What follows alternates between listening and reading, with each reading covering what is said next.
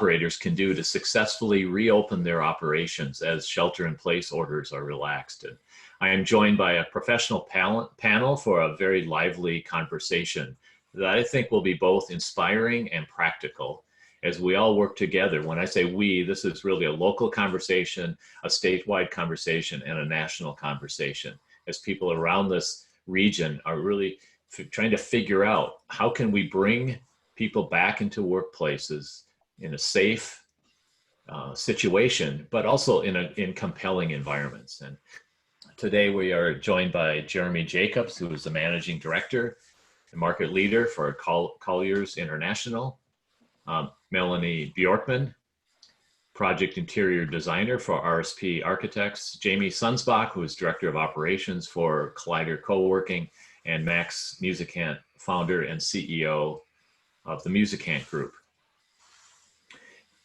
As we have really organized this discussion, we thought about what is the guidance that we're getting from the state of Minnesota and from the leadership in the state. And we turned to our relationship with Minnesota DEED to think about this. And if you look at the DEED website, and maybe we'll take a look at that image screenshot. If you look at the Minnesota Department of Employment and Economic Development's website, you see that they prominently feature on their front page, their homepage, a button called Safely Returning to Work. Can't miss it.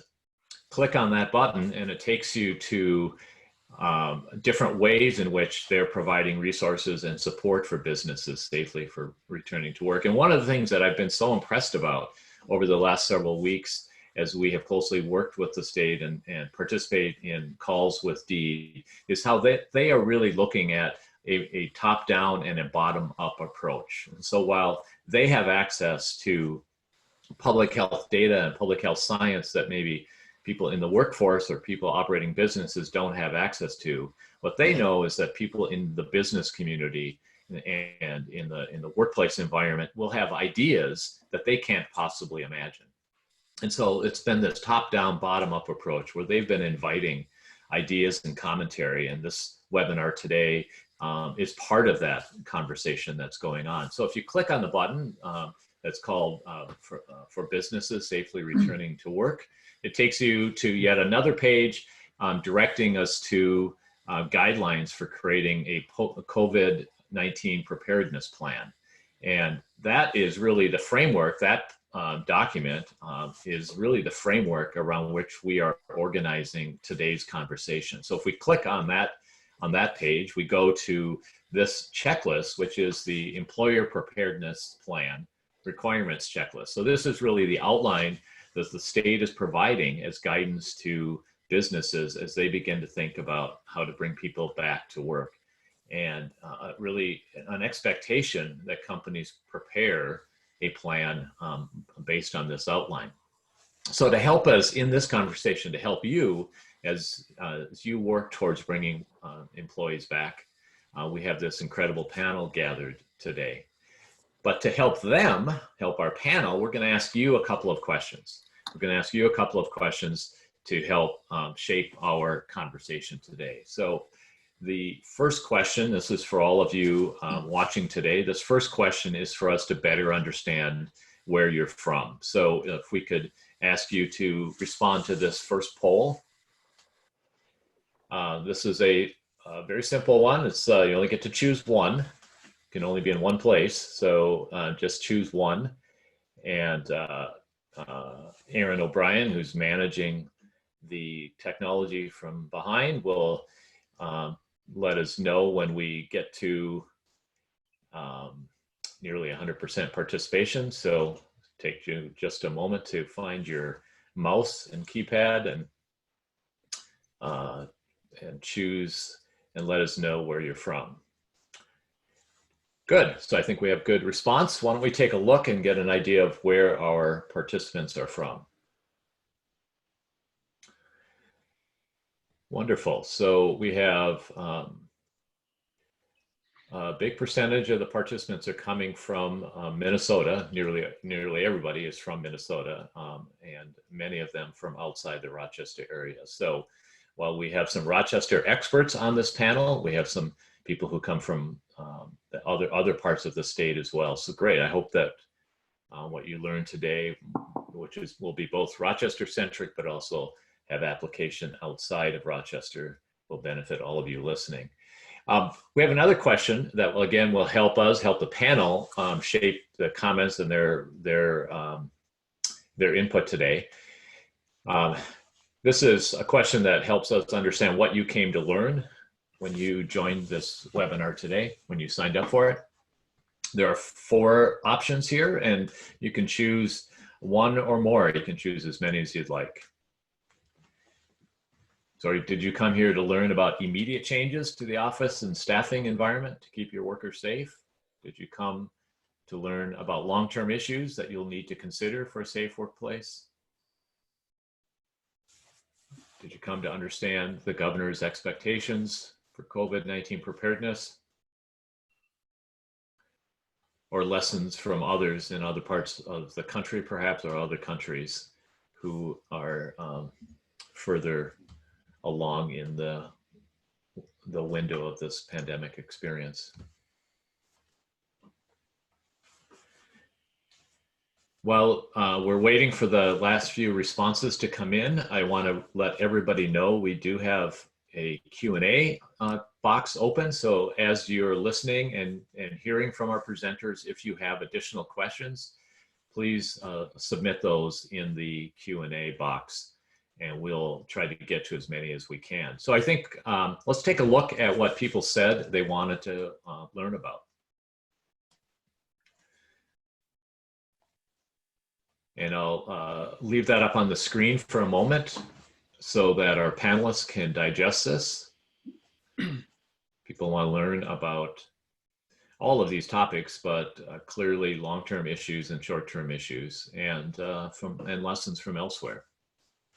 Well, with that, I think we have exactly the right panel assembled, and we're going to begin today by taking up perhaps the last question on that list, which was, what are we learning from other parts of the country or other parts of the world? And I'm going to ask Jeremy Jacobs, who is with Colliers International. I'll emphasize that. Colliers, which has a presence around the country and around the world. Jeremy joins us today from his home in Minneapolis, but with insights that cross globally. So Jeremy, please, let's welcome you in a sort of virtual round of applause and tell us what you all are learning from other parts of the world. Yeah, thanks, Patrick. And let me just say to start, thanks for having me. I appreciate the opportunity to be involved. And I think, it's important to point out that in the COVID-19 environment, if there's anything that we've all learned, it's that information is good for about 15 minutes.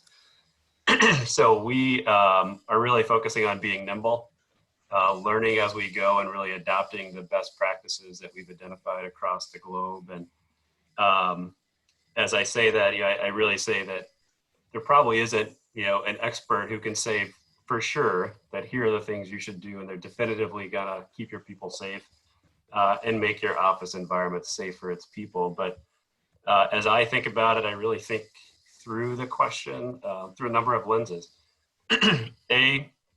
Really a personal one. I have asthma, and so as I think about how to keep our people safe, I'm certainly thinking about, who are the people who are vulnerable, and how do we ensure that they get the protection that they deserve, whether that's, increased focus on work from home or protection of that environment.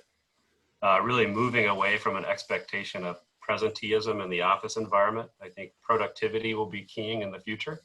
And we're really going to enhance the kind of the options that people have to work from home. I think the second lens that I have is, as a father, I have a son who has a heart condition. So again, a vulnerability that I'm mindful of not creating any exposures for him.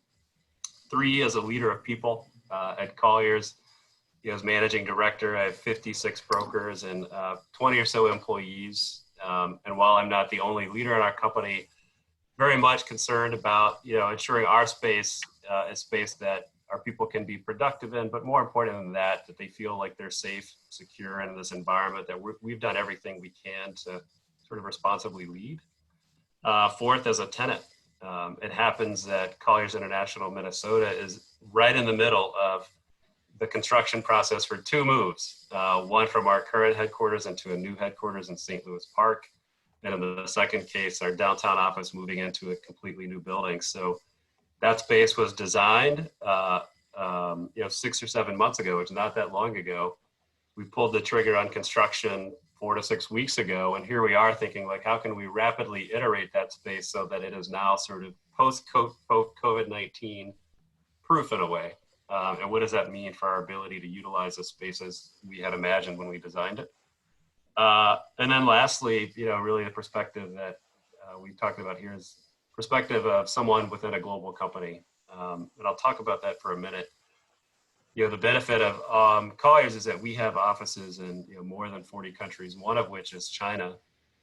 And we found that China is a good global proxy for what's likely to happen in the US and things like office and retail. About 60 days ago, February 25th or so, there were 14 known cases of COVID-19 in the US. Right now, we're multiple hundreds of thousands. China is on the backside of the curve. We think we will soon be on the backside of the curve. So we're looking at China as a way to say, like, what are they doing 60 or so days ahead of us to get it, ensure that the workplace and retail environment is robust. 4 things I thought I would call out as examples of ways that China has demonstrated sort of thought leadership in this area. The first is sensor technology, the ability to track movements as a way to maintain social distancing. That seems a little bit big brother, right? But Ford Motor Company in a plant in Michigan has already adopted it, where people in the plant have to wear a monitor. And if they break the 6-foot bubble, the monitor goes off and they're reminded that they should move further apart. Facial recognition technology and thermal monitoring. There'll be kiosks set up at the front of the building or front of your tenant space to say, like, you have a temperature right now, you need to go be seen by the nurse or you need to leave altogether. So that kind of like upfront ability to know that the person who's entering your space at least doesn't have a temperature. 3, smart audio. There's audio out there that can detect a cough or a sneeze, which is interesting. Again, sort of the big brother notion, but we're living in an environment where that type of software might ensure that people feel just that much more safer, right? Knowing that the company cares that much to keep the environment safe, clean, free of germs, et cetera. And then the 4th I thought was kind of interesting, the return of the elevator operator.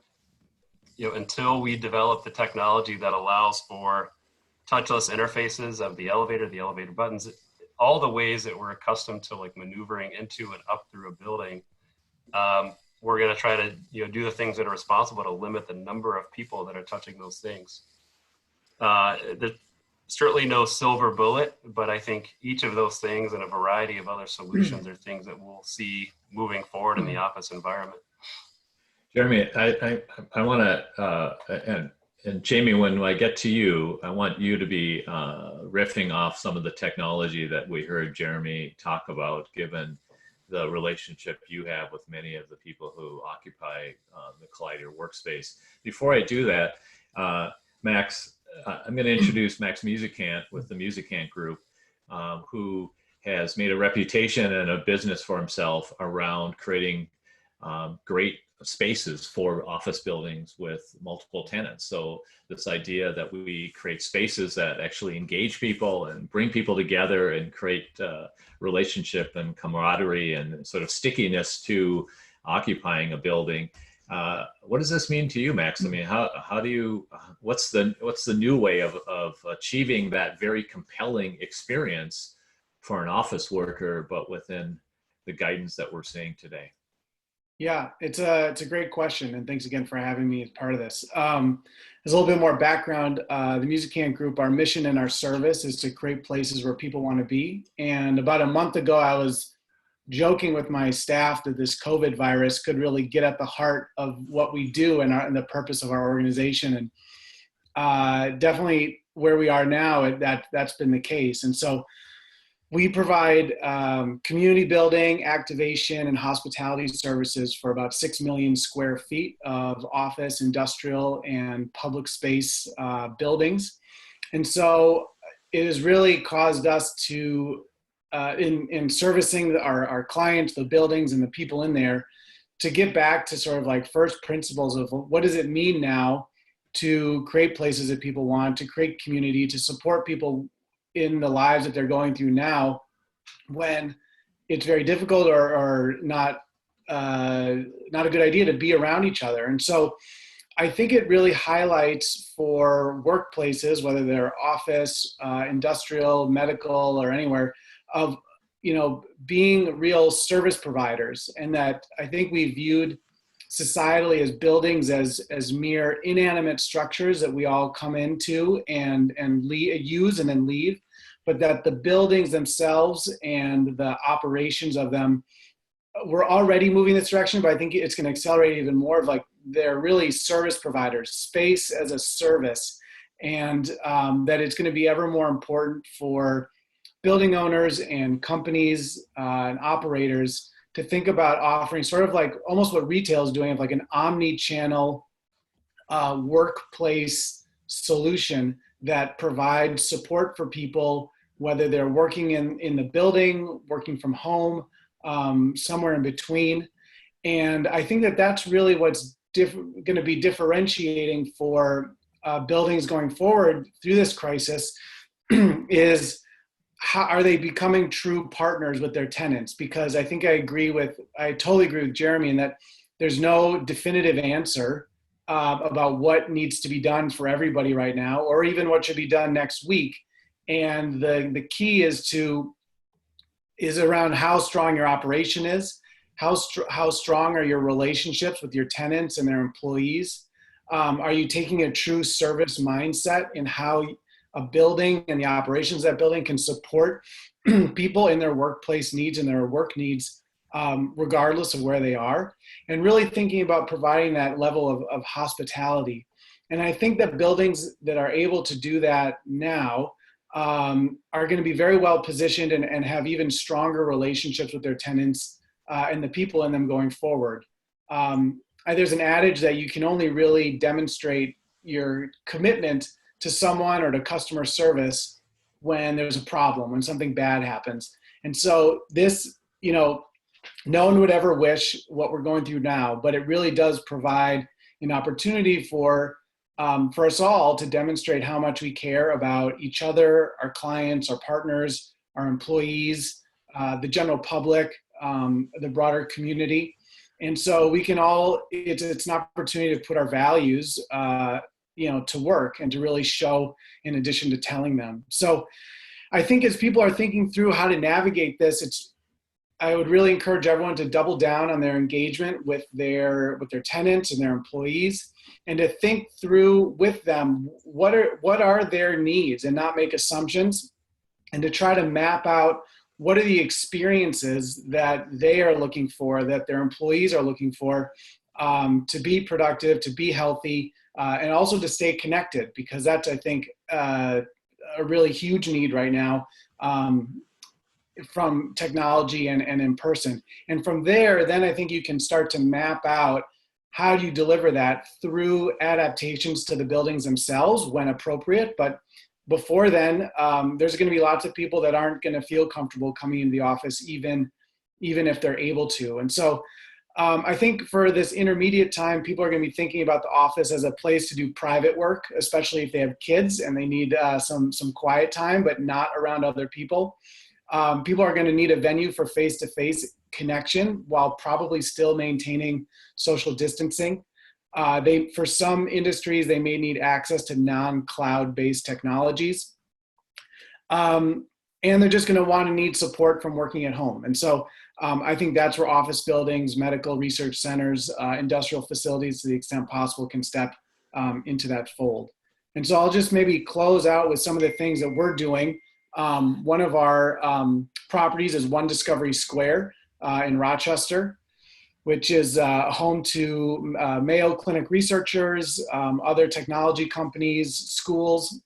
And so since this crisis has unfolded, we really, we went from putting on 3 to 4 events a week to obviously not being able to do any of that in person anymore, but really ramping up our existing communication channels through newsletters and social media, which were critical to creating that sense of connection and community and innovation culture within the building before, but has been just absolutely essential during this time of COVID.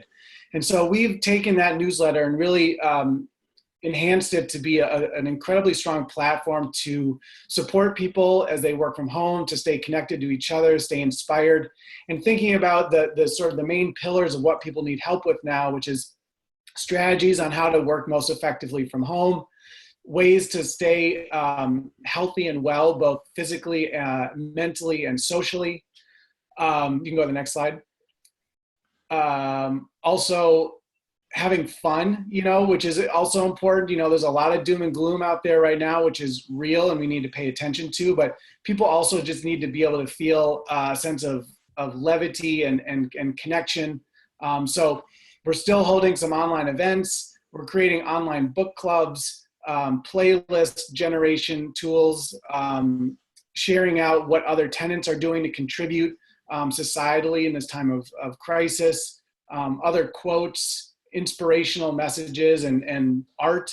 And so through this, we're demonstrating that we truly care about everyone in the community of One Discovery Square and for our other buildings that we service and have similar platforms like this, and really helping the owners that when these restrictions are lifted and people feel safe coming back to the office, that people are going to want to come back to One Discovery Square and some of the other buildings we work with, because it's a place of community and connection and wellness and productivity, and they've felt valued throughout all this. So I think with that, I'm going to actually just pick up on that very point you're making, Max, and I'm going to pivot over to Jamie, because what I heard Max say is about creating places that people want to be at, and clearly that's been your mute button's on, Jamie. So just as I'm warming you up here,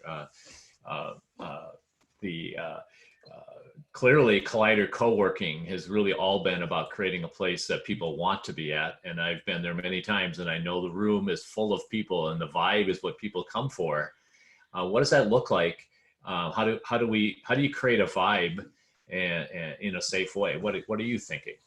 Yeah, so first of all, just thanks for having me. I'm Jamie Sundsbak. I'm the Director of Operations here at the Collider Foundation. Collider Foundation is a nonprofit that supports our local entrepreneurs and small businesses to really foster an inclusive, diverse, and healthy entrepreneurial ecosystem in Rochester. As part of the foundation, we operate and run Collider Co-working here in Rochester, which gives entrepreneurs, freelancers, remote workers, and nonprofits a place to work. And like Patrick was saying, most importantly, to find a community, a tribe in which to thrive. We founded Collider about 3 years ago. One of the biggest ideas that we wanted when we were thinking, what's this space going to look like? What's it going to represent? Was, we've all worked in corporate office situations, traditional office situations. You see cube farms, you see all this stuff, and we wanted to bust all that. We wanted to have one wide open space where a lot of people get crammed together, and really even using the name, and here's a great example. Thank you, Aaron. This is Collider as it exists today. So you can see the picture on the right is sort of our layout. So we've got shared desks more towards the back there, and then permanent desks that sort of ring our area. So we've started to think, really how we make money as a co-working space is essentially pushing as many people in as possible, which, let's be frank, that's an old business model now, post-COVID. So we've got to get creative with what we do.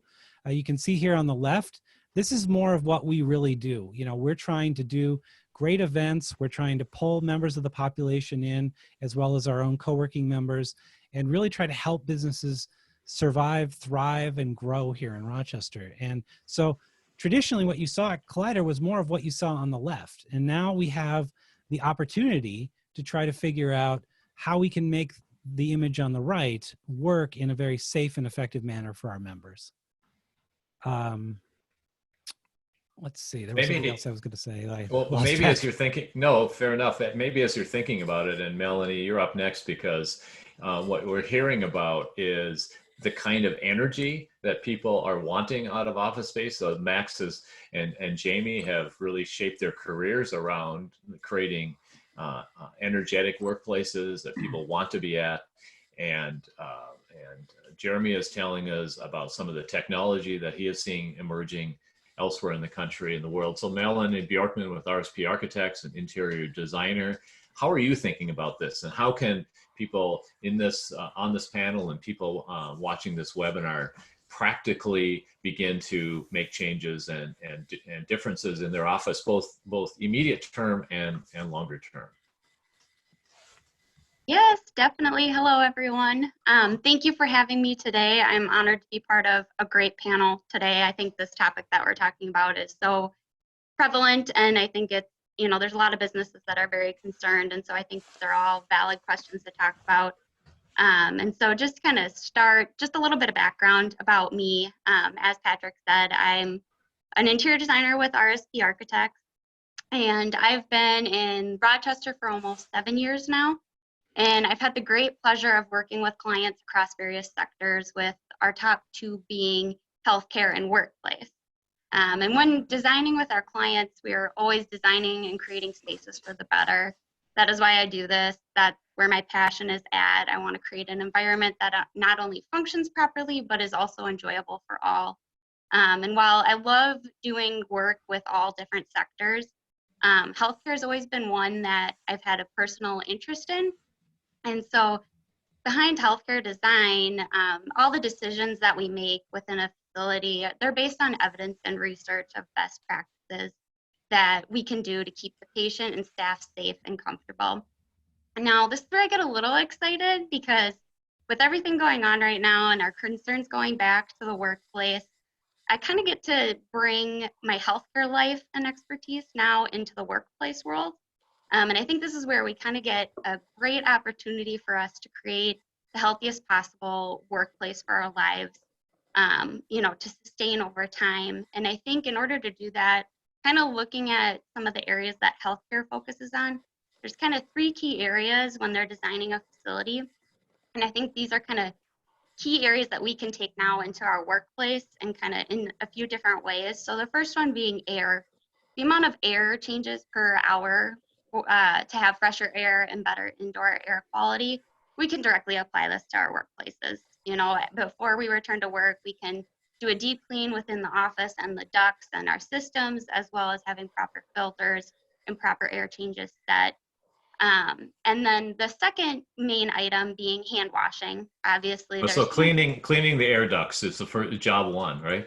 Yes, Cleaning yes, critical, as well as kind of setting that kind of the regular air change. Depending on what your workplace is like, it might not be enough air exchange in order to properly clean the air. So I think kind of making sure that the settings are key in your office will be good. And then with the second piece being hand washing, when you walk around clinics, you see hand sanitizers and sinks everywhere, conveniently located. This is to give reassurance to patients that their nurses and doctors are cleaning their hands before meeting with them. I think this as well applies to our workplace, whether it's sinks or hand sanitizers at every desk or in conveniently located locations, as well as having that signage to remind your staff to properly be cleaning their hands as well. I think this also ties in a little bit with trying to limit frequently touched items such as coffee pots, door handles, things like that, things that you might not think about everyday use, but they do get high touch points. And so I think, there's different technologies out there, which, a lot of hands-free technology that can be used. And I think we'll see this over time kind of progress forward as well. And then the third and kind of final thing that healthcare focuses on, obviously wearing masks.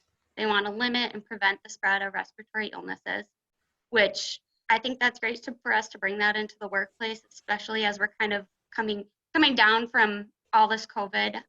But I also think that also leads into kind of the social distancing aspect, using that 6-foot measure throughout the office. And I think there's there's a lot of different ideas and things that can be done, whether it's initial retrofits, just short-term use, and then also kind of long-term planning. And so I know we'll get into a few of those as we kind of progress through our conversation here. But I think that's kind of the three key takeaways to kind of look at as we go back to our workplace. And I also think too that this is kind of a great opportunity for us to turn this into a positive outcome, trying to better our work environments. I think this is only going to help us long term as we keep going forward, you know, whatever may come up in the future, as well as keeping us, our staff, our community healthy.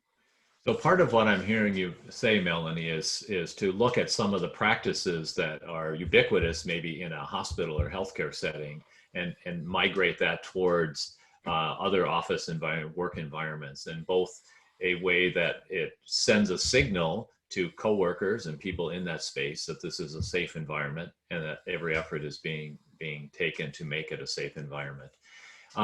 We have a couple of questions coming in on the chat, on the Q&A thread, and I just want to remind the audience that you can use that Q&A thread to ask questions or help out or ask for clarifications if you need that. The two questions that did come in, and maybe I think it was Jeremy, you brought up elevators, elevator operator. A question was, do you expect, or have you been seeing in other places where elevators are restricted to one occupant, or sort of managing the number of occupants within an elevator? Yeah, I have seen such guidance, and expect additional guidance will come out. It'll, I think, vary by the building. Of course, not all elevators are the same size, but the guidance I've seen in different cases has been 2 or 3 passengers per car. Which, if you're a 50-story high-rise in downtown Minneapolis, that's a severe limitation on how quickly people are able to move into and out of a building.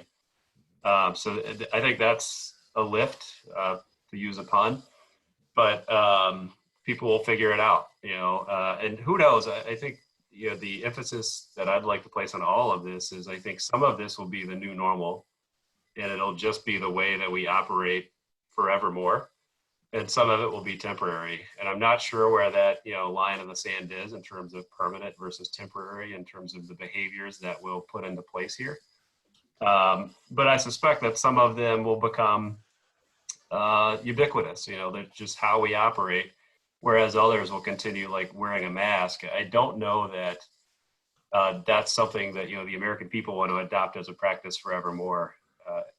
We're hopeful, of course, that that is something that's temporary, but the other things like sanitizer on every desk and, maybe controlling the flow or the direction of flow of traffic in an office, I think those things might be, around for a longer period of time. I think the focus on presenteeism, again, will diminish, providing people the opportunity, even encouraging the opportunity to work from home more often so that people can better socially distance within the office. And then one word that kept ringing through my head, like as Max and Jamie talked, was the word like authenticity. Max was talking about how, the Discovery Square newsletter has kind of transitioned into providing a new way or new focus on wellness. But, I think they were able to do that successfully, Max and his team, because they had already developed an authentic connection with so many people. People turn to them for that kind of advice rather than trying to create that type of advice anew, during times of crisis.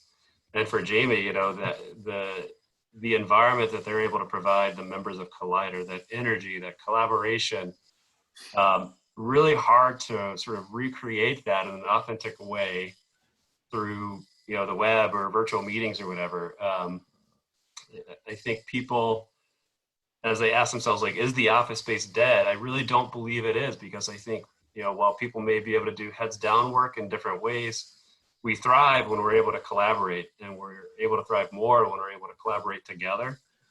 So I think we'll see office space transition more towards that collaboration, where people, may spend a day or 2 or 3 working from home, but they go to the office for that great experience and that team building and the teamwork.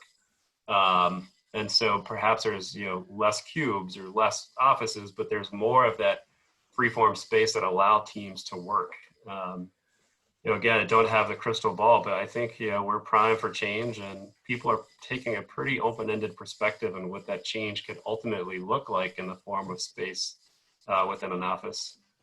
So I see Melany nodding her head and in affirmation to what you're talking about. And Melany, I know you have been thinking about, and in fact, there's a question in the Q&A thread specifically about this. What examples do you have or thoughts do you have about the kind of workspace that might come out of this that addresses the safety needs, but also addresses what Jeremy is saying, which is the kind of energy of being with other people in the physical environment? Yeah, and we have definitely. some images. We could ask Aaron to bring up images if there are some that you want to reference. Yeah, that'd be great. Pull those up. So there's a bunch of different ideas out there, and I think I'll probably address a few of the questions I see coming in kind of as I walk through these examples. But I think everything Jeremy touched on is key. I don't think the office is dead. I think we're just going to see a big change in it. But I think obviously it depends on your business, the type of workplace you have, what you do.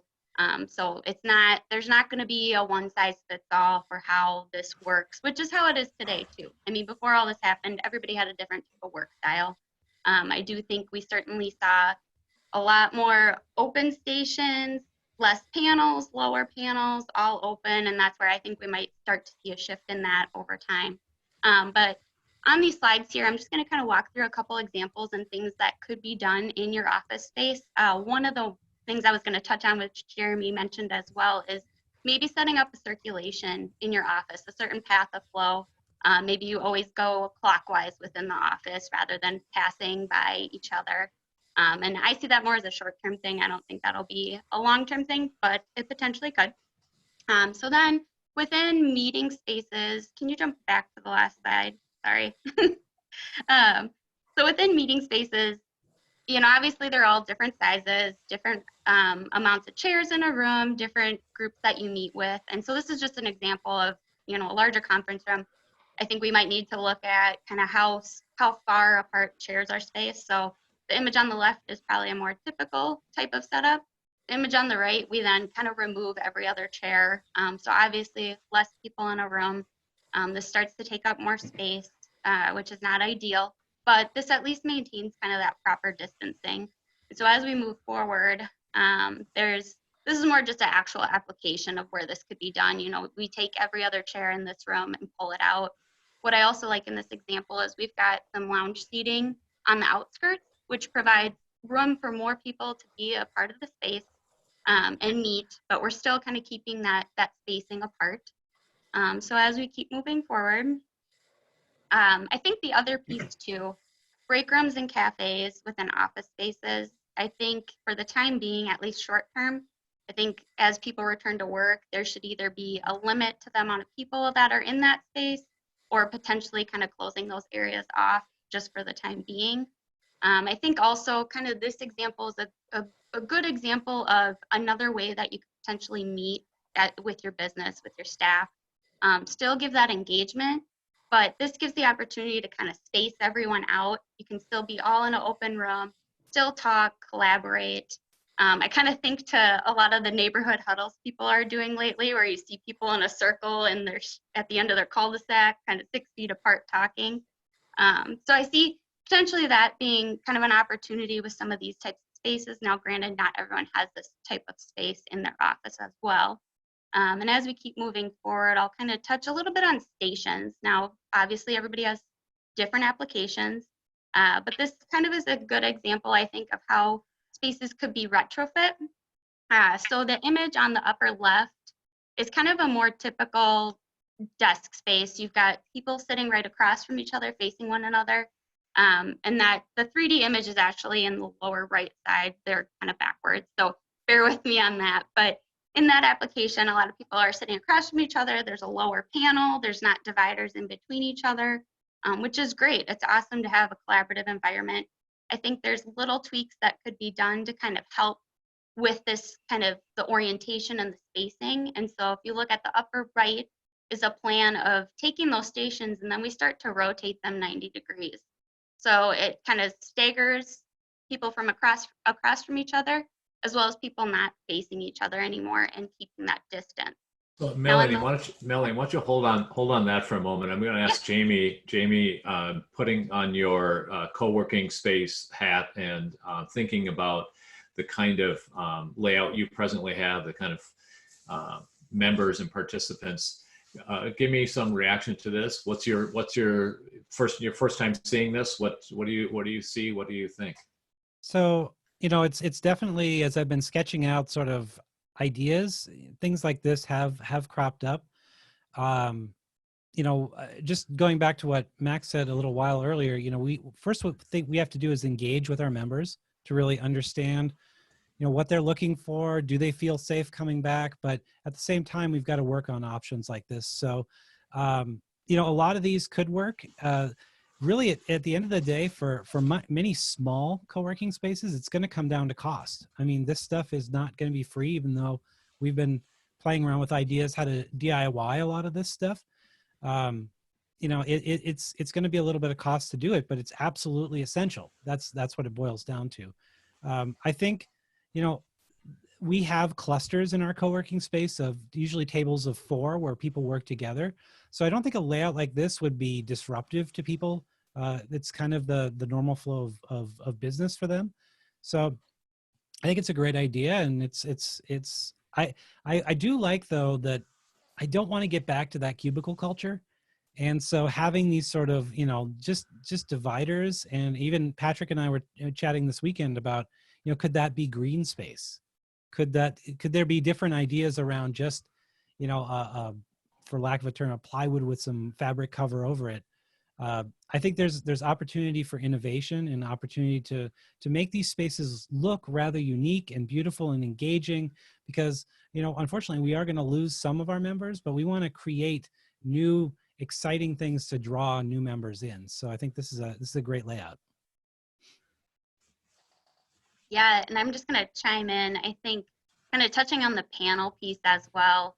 I'm trying to point on my screen so you guys can see what I'm talking about. But in the lower left image, you can see that we added glass to the top of the panel. So now we're starting to raise that panel back up, but still keep that glass so you don't have that sense of, oh, if I'm in a cube farm, I've got these tall walls around me.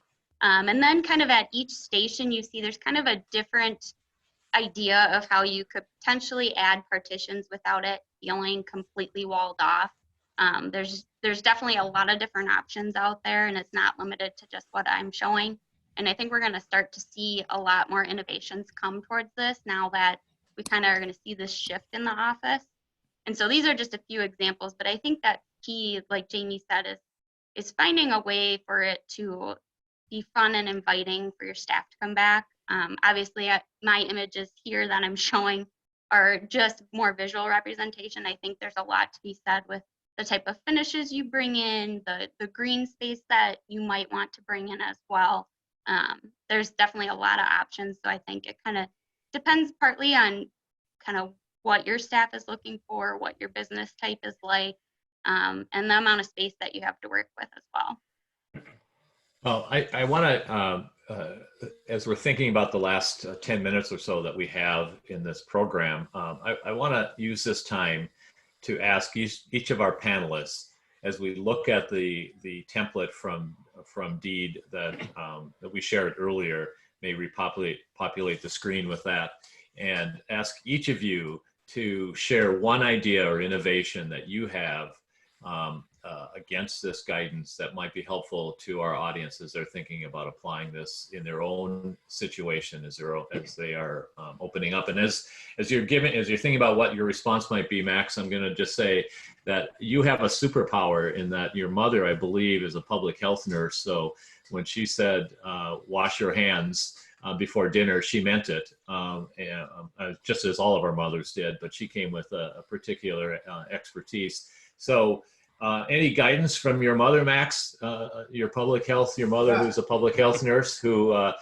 can has helped you as you think about this, and any ideas, innovations that she may have shared with you that you would bring to this? And I'll ask each of you to respond as well. Well, in addition to lift from the knees, not your back, which is another one she always said. Right. She's the commissioner of health for the city of Minneapolis. So she's quite busy right now and handing out lots of good advice.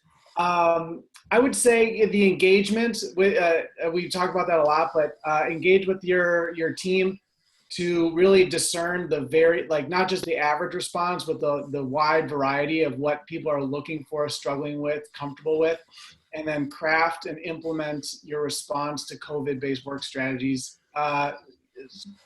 So like what I'm hearing you say is exactly taking it one level deeper than what the governor and his team has been doing, which is to keep asking people closest to the front line, what's the best way to do this? I think that's really great advice. Yeah, Jeremy?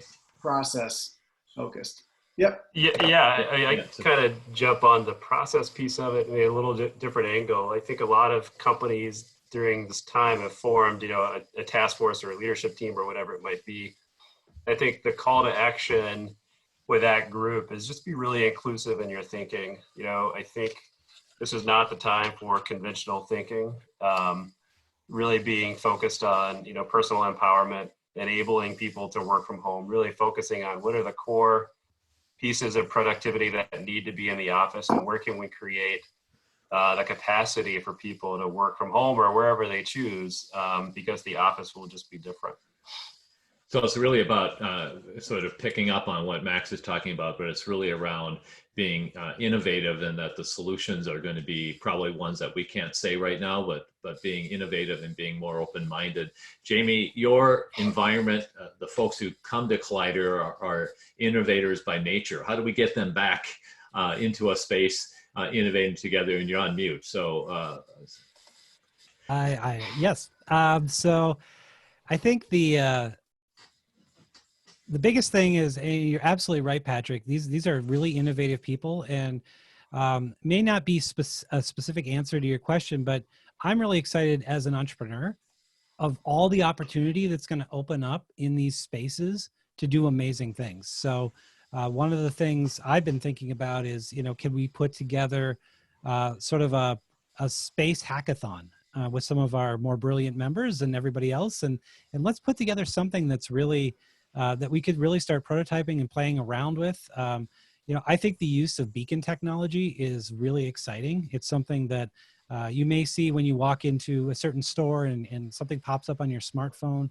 How can you change the norm for the better, but do it in a very unobtrusive way, so people aren't having to touch the same pencil to log in or say I'm here, or maybe record my temperature, things like that. I think using green space is something we're really excited about. The other one that I've seen that I haven't seen commercially available yet, but I know it's available in the medical space, is what I call the Roomba with UV light on it. So a sanitizer, a robot that goes around rooms and sanitizes them. I think there's big opportunity in that robotic space. I think a lot of office spaces will start to use that. And then touch and voice. So I think a lot of things we can touch buttons, that maybe a lot of people in the office touch. Why can't we do that with our voices? Why can't we, like Jeremy was saying, why can't we jump into elevators and say, 4th floor, please? Those are technologies I think that I would love to see start coming, on the market, but it'd be really cool if that stuff was starting to come out of Rochester. So you said a lot of great things. What I heard, and I'll play back, is again picking up on what Melany said earlier. Are there things from the healthcare environment that we can migrate over into the office environment?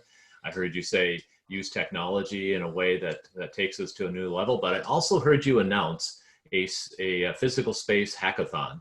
And I know when you say something like that, usually it happens sometime in the next 72 hours.